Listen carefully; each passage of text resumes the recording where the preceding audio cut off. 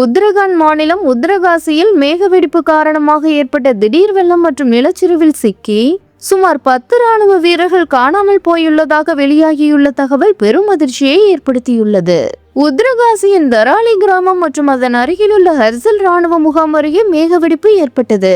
இந்த மேகவெடிப்பு காரணமாக கடும் வெள்ளம் மற்றும் நிலச்சரிவு ஏற்பட்டது. இதில் பொதுமக்கள் மட்டுமின்றி ராணுவ முகாம் பகுதியும் கடுமையாக பாதிக்கப்பட்டது. வெள்ளத்தில் 10 ராணுவ வீரர்கள் சிக்கி காணாமல் போனதாக தகவல்கள் தெரிவிக்கின்றன. ராணுவ முகாம் பாதிக்கப்பட்டுள்ள நிலையிலும் ராணுவ வீரர்கள் மீட்பு பணியில் ஈடுபட்டுள்ளனர். அவர்களுடன் தேசிய பேரிடர் மீட்பு படை, மாநில பேரிடர் மீட்பு படை மற்றும் காவல்துறை குழுக்களும் இணைந்து காணாமல் போனவர்களை தேடும் பணியில் ஈடுபட்டுள்ளன. ஏற்கனவே இந்த நிலச்சரிவில் 4 பேர் உயிரிழந்ததாகவும் 50க்கும் மேற்பட்டோர் காணாமல் போனதாகவும் தகவல்கள் வெளியாகியுள்ள நிலையில் ராணுவ வீரர்களின் நிலை என்ன ஆனது என்பது பெரும் கவலையை ஏற்படுத்தியுள்ளது.